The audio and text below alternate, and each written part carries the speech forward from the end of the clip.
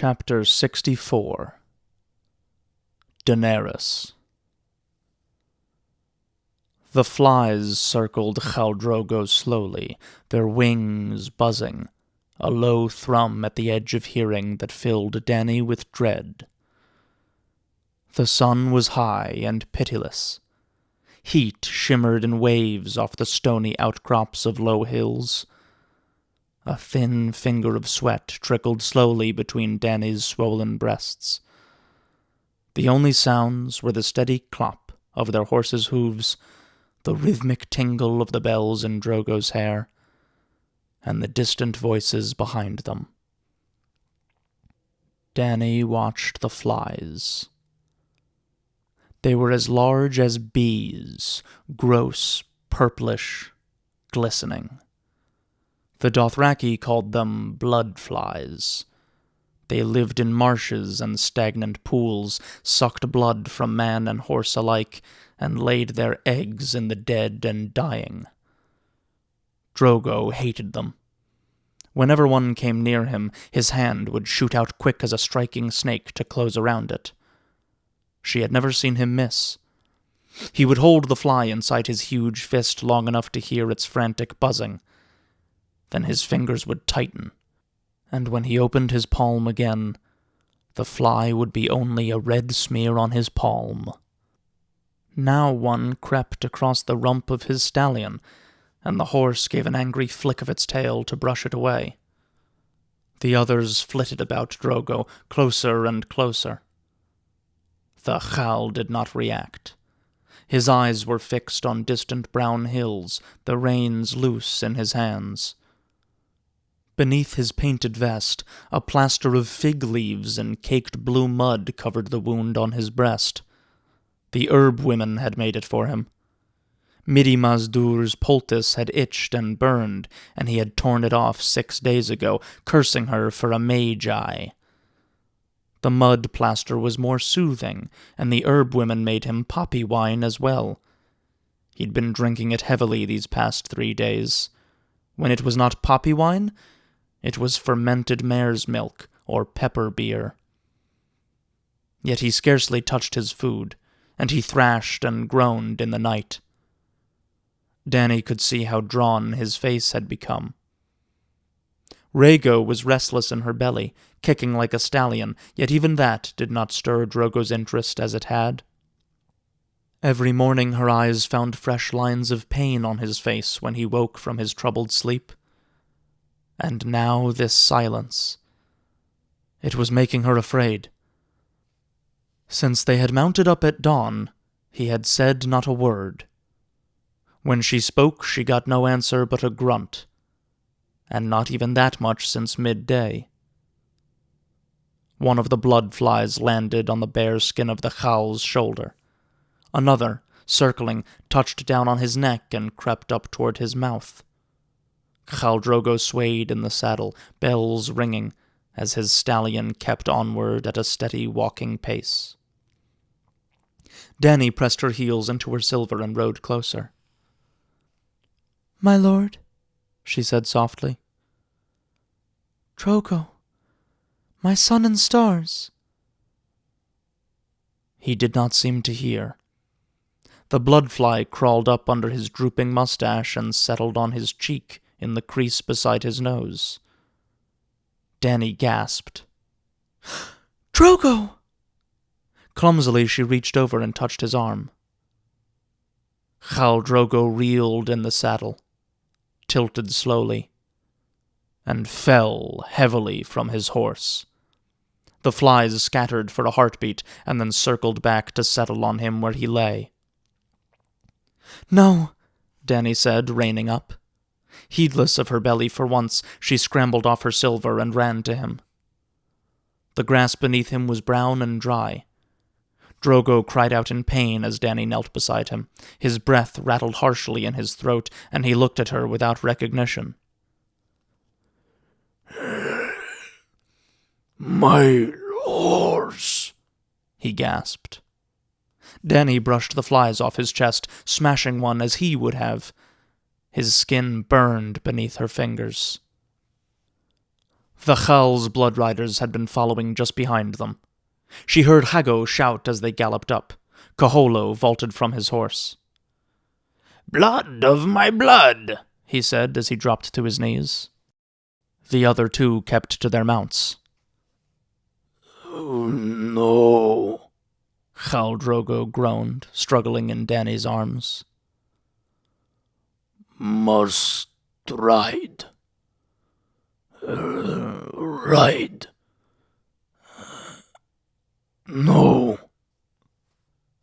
He fell from his horse, Hago said, staring down. His broad face was impassive, but his voice was leaden. "You must not say that," Dany told him. "We have ridden far enough today. We will camp here." "Here." Hago looked around them. The land was brown and sere, inhospitable. "This is no camping ground. It is not for a woman to bid us halt," said Kotho. "Not even a Khaleesi." "We camp here," Dany repeated. "Hago, tell them Khal Drogo commanded the halt. If any ask why, say to them that my time is near and I could not continue. Kaholo, bring up the slaves. They must put up the Khal's tent at once. Kotho—" "You do not command me, Khaleesi," Kotho said. "Find Miri Mazdur," she told him. The god's wife would be walking among the other lamb men in the long column of slaves. "Bring her to me, with her chest." Kotho glared down at her, his eyes hard as flint. "The Magi," he spat. "This I will not do." "You will," Dany said. "Or when Drogo wakes, he will hear why you defied me." Furious, Kotho wheeled his stallion around and galloped off in anger. But Dany knew he would return with Miri Mazdur, however little he might like it. The slaves erected Khal Drogo's tent beneath a jagged outcrop of black rock whose shadow gave some relief from the heat of the afternoon sun. Even so, it was stifling under the sand silk as Irri and Doria helped Dany walk Drogo inside. Thick, patterned carpets had been laid down over the ground, and pillows scattered in the corners. Eroe, the timid girl Dany had rescued outside the mud walls of the lamb men, set up a brazier. They stretched Drogo out on a woven mat. "No," he muttered in the common tongue. "No. No." It was all he said, all he seemed capable of saying. Doria unhooked his medallion belt and stripped off his vest and leggings, while Jiqui knelt by his feet to undo the laces of his riding sandals. Irri wanted to leave the tent flaps open to let in the breeze, but Dany forbade it. She would not have any see Drogo this way, in delirium and weakness. When her Khaz came up, she posted them outside at guard. "Admit no one without my leave," she told Drogo. "No one." Eroe stared fearfully at Drogo where he lay. "He dies," she whispered. Dany slapped her. "The Khal cannot die. He is the father of the stallion who mounts the world. His hair has never been cut.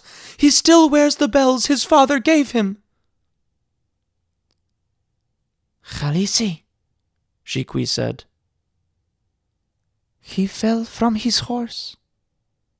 Trembling, her eyes full of sudden tears, Dany turned away from them. He fell from his horse. It was so. She had seen it, and the blood riders, and no doubt her handmaids and the men of her chas as well. And how many more? They could not keep it secret, and Dany knew what that meant. A Khal who could not ride could not rule, and Drogo had fallen from his horse. "We must bathe him," she said stubbornly. She must not allow herself to despair. "Iri, have the tub brought at once. Doria, Arroway, find water, cool water. He's so hot."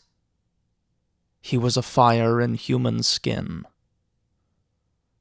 The slaves set up the heavy copper tub in the corner of the tent. When Doria brought the first jar of water, Dany wet a length of silk to lay across Drogo's brow over the burning skin. His eyes looked at her, but he did not see. When his lips opened, no words escaped them, only a moan. "Where is Miri Mazdur?" she demanded, her patience rubbed raw with fear. "Koto will find her," Iri said. Her handmaids filled the tub with tepid water that stank of sulphur, sweetening it with jars of bitter oil and handfuls of crushed mint leaves. While the bath was being prepared, Dany knelt awkwardly beside her lord husband, her belly grate with her child within. She undid his braid with anxious fingers, as she had on the night he'd taken her for the first time beneath the stars. His bells she laid aside carefully, one by one. He would want them again when he was well, she told herself.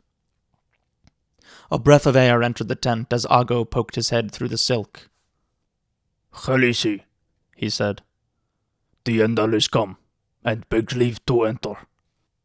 The Andal was what the Dothraki called Ser Jorah. "Yes," she said, rising clumsily. "Send him in." She trusted the knight.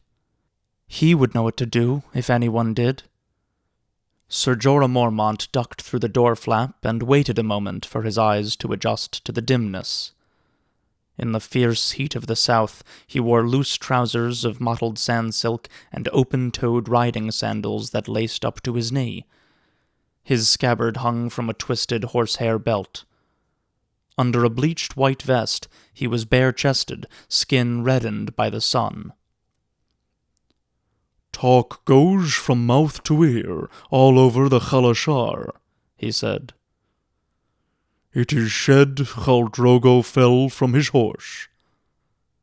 "Help him," Dany pleaded. "For the love you say you bear me, help him now." The knight knelt beside her. He looked at Drogo long and hard, and then at Dany. "Send your mage away." Wordlessly, her throat tight with fear, Dany made a gesture. Iri herded the other girls from the tent. When they were alone, Ser Jorah drew his dagger. Deftly, with a delicacy surprising in such a big man, he began to scrape away the black leaves and dried blue mud from Drogo's chest. The plaster had caked hard as the mud walls of the Lamb Men, and like those walls it cracked easily. Ser Jorah broke the dry mud with his knife, pried the chunks from the flesh, peeled off the leaves one by one. A foul, sweet smell rose from the wound, so thick it almost choked her. The leaves were crusted with blood and pus, Drogo's breast black and glistening with corruption. "No," Dany whispered as tears ran down her cheeks. "No! Please, gods, hear me! No!" Khal Drogo thrashed, fighting some unseen enemy. Black blood ran slow and thick from his open wound. "Your Khal is as good as dead, princess." "No! He can't die! He mustn't! It was only a cut!" Dany took his large calloused hand in her own small ones and held it tight between them. "I will not let him die!" Ser Jorah gave a bitter laugh. "Khaleesi, your queen, that command is beyond your power. Save your tears, child. Weep for him tomorrow, or a year from now. We do not have time for grief. We must go, and quickly, before he dies. Dany was lost. Go? Where should we go? Ashai, I would say. It lies far to the south, at the end of the known world, yet men say it is a great port. We will find a ship to take us back to Pentos. It will be a hard journey, make no mistake. Do you trust your Khaz? Will they come with us? Khal Drogo commanded them to keep me safe, Dany replied uncertainly. But if he dies... She touched the swell of her belly. I don't understand. Why should we flee? I am Khaleesi. I carry Drogo's heir. He will be Khal after Drogo. Ser Jorah frowned. Princess, hear me. The Dothraki will not follow a suckling babe. Drogo's strength was what they bowed to, and only that. When he is gone, Xhako and Pono and the other Kosh will fight for his place, and this Khalasar will devour itself. The winner will want no more rivals. The boy will be taken from your breast the moment he is born. They will give him to the dogs. Dany hugged herself. But why? She cried plaintively. Why should they kill a little baby? He is Drogo's son, and the crones say he will be the stallion who mounts the world. It was prophesied. Better to kill the child than to risk his fury when he grows to manhood. The child kicked inside her, as if he had heard. Dany remembered the story Viserys had told her, of what the usurper's dogs had done to Rhaegar's children. His son had been a babe as well, yet they had ripped him from his mother's breast and dashed his head against a wall. That was the way of men. "They must not hurt my son!" she cried. "I will order my Khas to keep him safe, and Drogo's blood riders will—" Ser Jorah held her by the shoulders. A blood rider dies with his Khal. You know that, child. They will take you to Vaes Dothrak, to the crones. That is the last duty they owe him in life. When it is done, they will join Drogo in the Nightlands. Dany did not want to go back to Vaes Dothrak and live the rest of her life among those terrible old women, yet she knew that the night spoke the truth. Drogo had been more than her sun and stars. He had been the shield that kept her safe. "I will not leave him," she said stubbornly, miserably. She took his hand again. "I will not." A stirring at the tent flap made Dany turn her head. Miri Mazdur entered, bowing low. Days on the march, trailing behind the Khalasar, had left her limping and haggard, with blistered and bleeding feet and hollows under her eyes. Behind her came Kotho and Hago, carrying the god's wife's chest between them. When the blood riders caught sight of Drogo's wound, the chest slipped from Hago's fingers and crashed to the floor of the tent, and Kotho swore an oath so foul it seared the air. Miri Mazdur studied Drogo, her face still and dead. "The wound has festered." "This is your work, Magi," Kotho said. Hago laid his fist across Miri's cheek with a meaty smack that drove her to the ground. Then he kicked her where she lay. "Stop it!" Dany screamed. Kotho pulled Hago away, saying, "Geeks are too merciful for a Magi. Take her outside.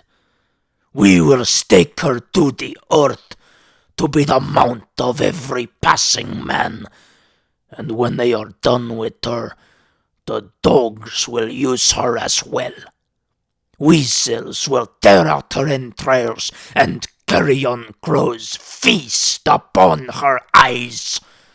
The flies of the river shall lay their eggs in her womb, and drink pus from the ruins of her breasts.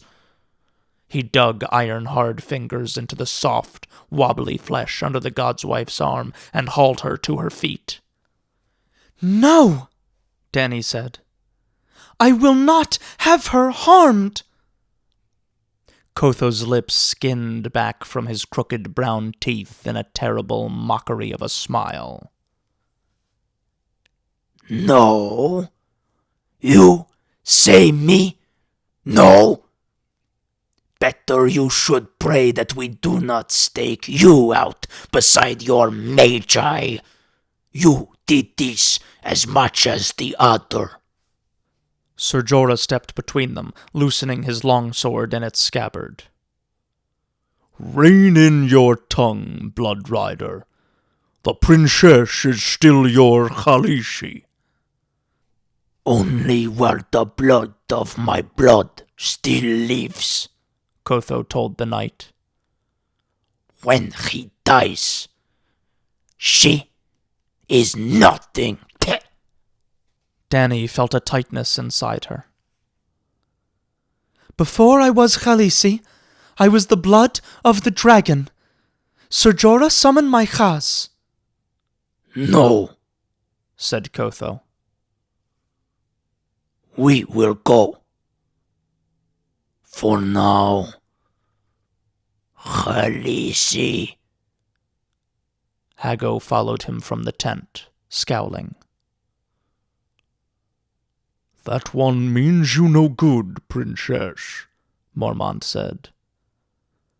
The Dothraki say a man and his blood riders share one life, and Kotho sees it ending. A dead man is beyond fear. No one has died, Dany said. Ser Jorah, I may have need of your blade. Best go don your armor. She was more frightened than she dared admit, even to herself. The knight bowed. As you say. He strode from the tent. Dany turned back to Miri Mazdur. The woman's eyes were wary. So you have saved me once more. And now you must save him, Dany said. Please. You do not ask a slave, Miri replied sharply. You tell her. She went to Drogo burning on his mat and gazed long at his wound. Ask or tell, it makes no matter. He is beyond a healer's skills. The Khaal's eyes were closed. She opened one with her fingers. He has been dulling the hurt with milk of the poppy. Yes, Dany admitted. I made him a poultice of firepot and sting me not, and bound it in a lambskin. It burned, he said. He tore it off. The herb women made him a new one, wet and soothing. It burned, yes. There is great healing magic in fire. Even your hairless men know that. Make him another poultice, Dany begged. This time I will make certain he wears it. The time for that is past, my lady, Miri said. All I can do now is ease the dark road before him, so he might ride painless to the Nightlands. He will be gone by morning. Her words were a knife through Dany's breast. What had she ever done to make the gods so cruel? She had finally found a safe place, had finally tasted love and hope. She was finally going home. And now to lose it all. No, she pleaded. Save him, and I will free you. I swear it. You must know a way. Some magic. Some... Miri Mazdur sat back on her heels and studied Daenerys through eyes as black as night. There is a spell. Her voice was quiet, scarcely more than a whisper. But it is hard, lady, and dark. Some would say that death is cleaner. I learned the way in a shy, and paid dear for the lesson. My teacher was a blood mage from the Shadowlands. Dany went cold all over. Then you truly are a magi. Am I? Miri Mazdur smiled. Only a magi can save your rider now, Silver Lady. Is there no other way? No other. Khal Drogo gave a shuddering gasp. Do it! Dany blurted. She must not be afraid. She was the blood of the dragon. Save him! There is a price, the god's wife warned her. You'll have gold, horses, whatever you like. It is not a matter of gold or horses. This is blood magic, lady. Only death may pay for life. Death? Dany wrapped her arms around herself protectively, rocked back and forth on her heels. My death? She told herself she would die for him if she must. She was the blood of the dragon. She would not be afraid. Her brother Rhaegar had died for the woman he loved. No, Miri Mazdur promised. Not your death, Khaleesi. Dany trembled with relief. Do it. The Magi nodded solemnly. As you speak, so it shall be done. Call your servants. Khal Drogo writhed feebly as Racharo and Quaro lowered him into the bath. No, he muttered. No. Must ride. Once in the water, all the strength seemed to leak out of him. Bring his horse, Miri Mazdur commanded, and so it was done. Drogo led the great red stallion into the tent. When the animal caught the scent of death, he screamed and reared, rolling his eyes. It took 3 men to subdue him. What do you mean to do? Dany asked her. We need the blood, Miri answered. That is the way. Drogo edged back, his hand on his arach. He was a youth of 16 years, whip-thin, fearless, quick to laugh, with the faint shadow of his first mustachio on his upper lip. He fell to his knees before her. Khaleesi, he pleaded. You must not do this thing. Let me kill this magi. Kill her and you kill your Khal, Dany said. This is blood magic, he said. It is forbidden. I am Khaleesi, and I say it is not forbidden. In Vaes Dothrak, Khal Drogo slew a stallion, and I ate his heart to give our son strength and courage. This is the same. The same! The stallion kicked and reared as Racharo, Quaro, and Aggo pulled him close to the tub, where the Khal floated like one already dead, pus and blood seeping from his wound to stain the bath waters. Miri Mazdur chanted words in a tongue that Dany did not know, and a knife appeared in her hand. Dany never saw where it came from. It looked old, hammered red bronze, leaf-shaped, its blade covered with ancient glyphs. The Magi drew it across the stallion's throat, under the noble head, and the horse screamed and shuddered as the blood poured out of him in a red rush. He would have collapsed, but the men of her Chaz held him up. Strength of the mount go into the rider, Miri sang as horse blood swirled into the waters of Drogo's bath. Strength of the beast, go into the man. Drogo looked terrified as he struggled with the stallion's weight, afraid to touch the dead flesh, yet afraid to let go as well. Only a horse, Dany thought. If she could buy Drogo's life with the death of a horse, she would pay 1,000 times over. When they let the stallion fall, the bath was a dark red, and nothing showed of Drogo but his face. Miri Mazdur had no use for the carcass. Burn it, Dany told them. It was what they did, she knew. When a man died, his mount was killed and placed beneath him on the funeral pyre to carry him to the Nightlands. The men of her khas dragged the carcass from the tent. The blood had gone everywhere. Even the sand-silk walls were spotted with red, and the rugs underfoot were black and wet. Braziers were lit. Miri Mazdur tossed a red powder onto the coals. It gave the smoke a spicy scent, a pleasant enough smell. Yet Arroway fled sobbing, and Dany was filled with fear. But she had gone too far to turn back now. She sent her handmaids away. Go with them, Silver Lady, Miri Mazdur told her. I will stay, Dany said. The man took me under the stars and gave life to the child inside me. I will not leave him. You must. Once I begin to sing, no one must enter this tent. My song will wake powers old and dark. The dead will dance here this night. No living man must look on them. Dany bowed her head, helpless.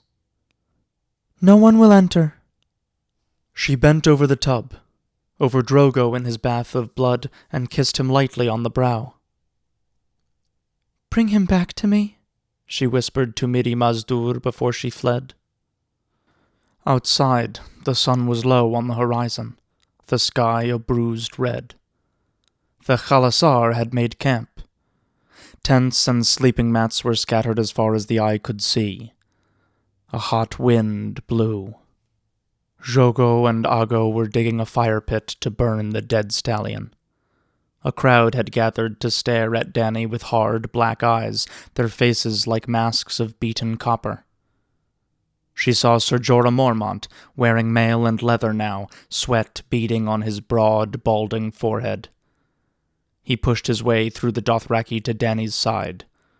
When he saw the scarlet footprints her boots had left on the ground, the color seemed to drain from his face. "What have you done, you little fool?" he asked hoarsely. I had to save him. "We could have fled," he said. "I would have seen you safe to Asshai, princess. There was no need." Am I truly your princess? She asked him. You know you are. God save us both. Then help me now. Ser Jorah grimaced. Would that I knew how. Miri Mazdur's voice rose to a high, ululating wail that sent a shiver down Dany's back. Some of the Dothraki began to mutter and back away. The tent was aglow with the light of braziers within. Through the blood-spattered sand-silk, she glimpsed shadows moving. Miri Mazdur was dancing.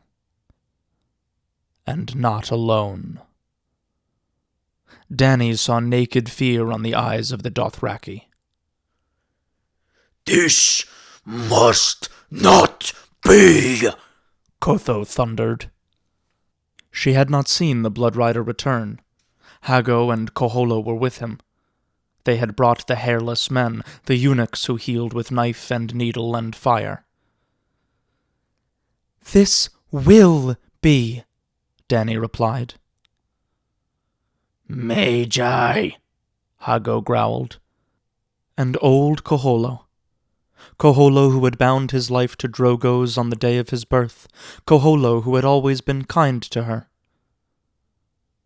Koholo spat full in her face.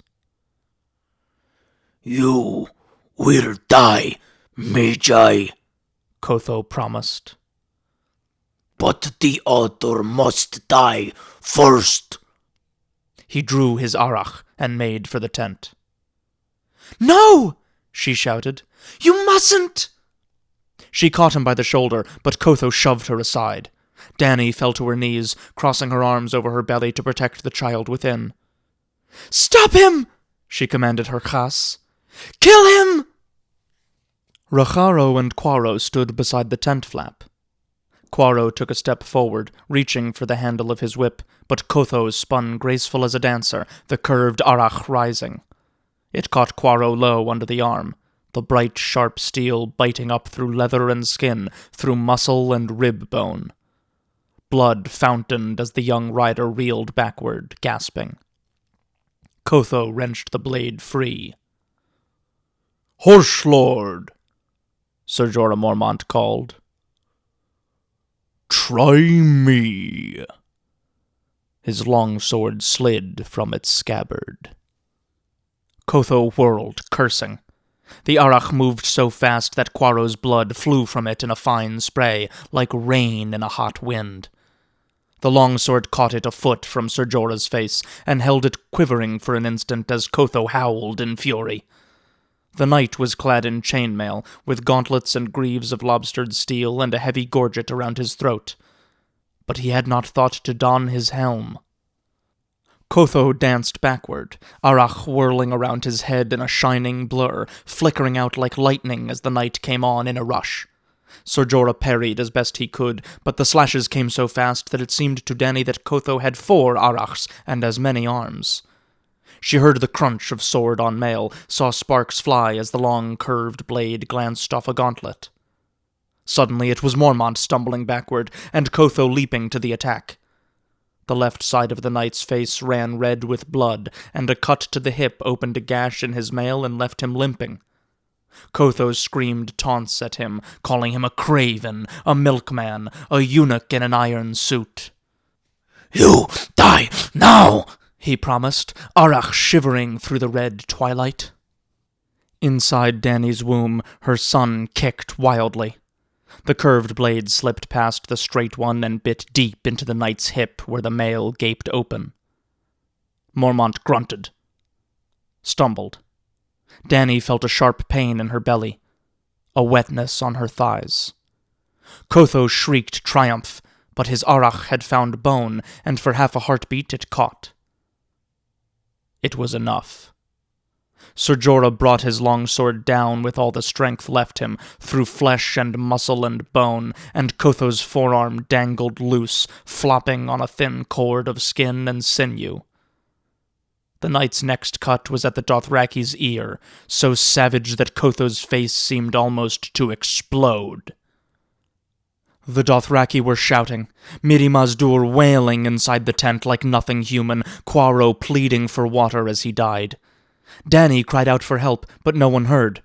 Racharo was fighting Hago, arach dancing with arach until Jogo's whip cracked, loud as thunder, the lash coiling around Hago's throat. A yank, and the Blood Rider stumbled backward, losing his feet and his sword. Racharo sprang forward, howling, swinging his arach down with both hands through the top of Hago's head. The point caught between his eyes, red and quivering. Someone threw a stone, and when Dany looked, her shoulder was torn and bloody. No! She wept. No, please! Stop it! It's too high! The price is too high! More stones came flying. She tried to crawl toward the tent, but Koholo caught her. Fingers in her hair, he pulled her head back, and she felt the cold touch of his knife at her throat. My baby! She screamed, and perhaps the gods heard, for as quick as that, Koholo was dead. Ago's arrow took him under the arm, to pierce his lungs and heart. When at last Daenerys found the strength to raise her head, she saw the crowd dispersing, the Dothraki stealing silently back to their tents and sleeping mats. Some were saddling horses and riding off. The sun had set. Fires burned throughout the Khalasar, great orange blazes that crackled with fury and spit embers at the sky. She tried to rise, and agony seized her and squeezed her like a giant's fist. The breath went out of her. It was all she could do to gasp. The sound of Miri Mazdur's voice was like a funeral dirge. Inside the tent, the shadows whirled. An arm went under her waist, and then Ser Jorah was lifting her off her feet. His face was sticky with blood, and Dany saw that half his ear was gone. She convulsed in his arms as the pain took her again, and heard the knight shouting for her handmaids to help him. Are they all so afraid? She knew the answer. Another pain grasped her, and Dany bit back a scream. It felt as if her son had a knife in each hand, as if he were hacking at her to cut his way out. "Doria, curse you!" Ser Jorah roared. "Come here! Fetch the birthing women!" They will not come. They say she is accursed. "They'll come, or I'll have their hedge." Doria wept. They are gone, my lord. The Magi, Someone else said. Was that Aggo? take her to the Magi. No, Dany wanted to say. No, not that. You mustn't. But when she opened her mouth, a long wail of pain escaped, and the sweat broke over her skin. What was wrong with them? Couldn't they see?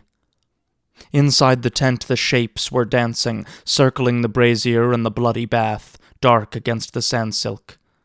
And some did not look human. She glimpsed the shadow of a great wolf, and another like a man wreathed in flames. The lamb woman knows the secrets of the birthing bed, Eerie said. She said so. I heard her. Yes, Doria agreed. I heard her too. No, she shouted. Or perhaps she only thought it, for no whisper of sound escaped her lips. She was being carried. Her eyes opened to gaze up at a flat, dead sky, black and bleak and starless. Please, no. The sound of Miri Mazdur's voice grew louder until it filled the world. The shapes, she screamed. The dancers. Ser Jorah carried her inside the tent.